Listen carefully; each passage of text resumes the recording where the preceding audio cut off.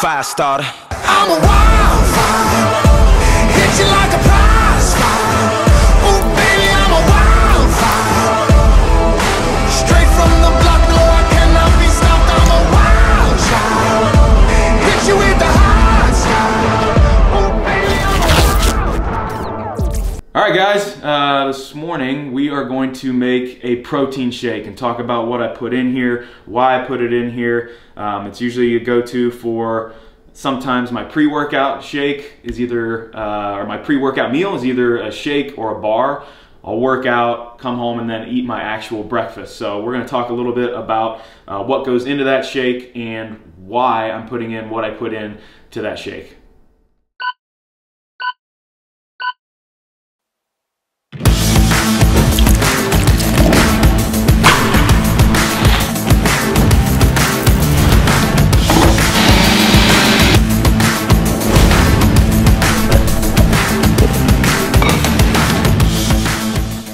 The reason that I go for a shake or a bar for the first meal in the morning is just because I want something that's super high in protein and not a lot else. But I also use it as a vehicle basically to get in fruits and vegetables. I know that I've posted about it before, I've talked about it a little bit before, but I'm a really big fan of the 800 gram challenge from OptimizeMeNutrition.com.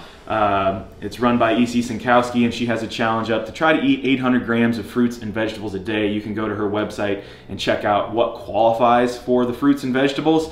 At first I thought it was going to be super difficult the first time I tried the challenge, but it's actually not that difficult at all, and it's based on some really good meta-analysis on the improvements in overall health from trying to eat 800 grams of fruits and vegetables a day. So I try to get a good chunk of that into my shake in the morning along with a high quality protein. So let's break that down and see exactly how much is going to go into this shake. Okay, so like I said, one of the things I like to do is throw in the fruits and vegetables. We're going to add some blackberries, raspberries, and blueberries. Those are my favorite kind of fruits that I like to eat. We're going to add about 50 grams of each of these, and that's going to give me roughly 6 grams of carbohydrate, which some of that is sugar, but a lot of it's also dietary fiber because we're not juicing, right? We're actually using the full berry. It's important to do that if you're going to add something like that to your protein shake. Don't juice it, throw in the whole berry, blend it up. That way you get some of that fiber in there as well as all the great micronutrients and things like that. So 50 grams of each of these, we're gonna measure it out, toss it in, and start blending. For the greens, I like to use the green butterhead lettuce. So the reason I like that is because this stuff comes actually with the root ball attached. And so there's a little bit of dirt down there, a little bit of water, stays fresh forever. It says on the package up to 3 weeks.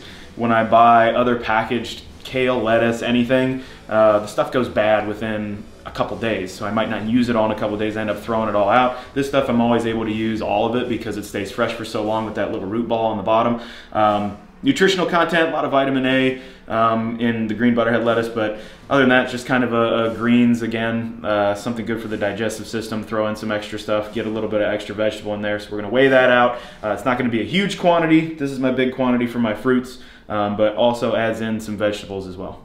One other thing I like to add is a little bit of greens. So we've got the lettuce in there, the butterhead lettuce. Doesn't have a whole lot of nutritional content. This is got a whole bunch of different greens just ground up into the tiny little scoop, so you're getting a lot of the micronutrients. It's also got some probiotics and things like that for your gut and to help with digesting. So again, this is just a supplement. I'm using it to supplement the already great things in there. I'm not just replacing eating my fruits and vegetables with this. That's not a good idea at all. I wouldn't recommend that, but it is a good supplement. I have found out that it has helped out with my gut health. So I always add 1 or 2 scoops of this in the morning as well. So we're gonna put that in there right now. Last but not least, we're actually going to put the protein in. I like to use a protein isolate or whey protein isolate just because it doesn't have much else in it other than protein, and that's what I'm looking that's what I'm looking to get out of my protein supplement. So this one happens to be an all-natural version, just sweetened with a little bit of stevia. In terms of the quantities, I'm going to go between 30 and 40 grams, right around there, and that helps me hit my macronutrient goal of protein for the day.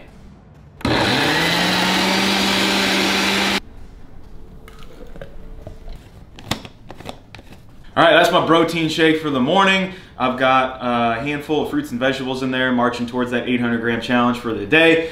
A little bit of extra greens. I usually grab in some extra caffeine as well. But I know that you guys want a full day of eating from me. We're gonna get that to you soon, I promise. But this is pretty much how I start my morning every morning before I work out. It's what I like to do. It's what I like to have in my stomach before I head out for a morning workout. So give it a try. I hope you like it, and we'll see you next time.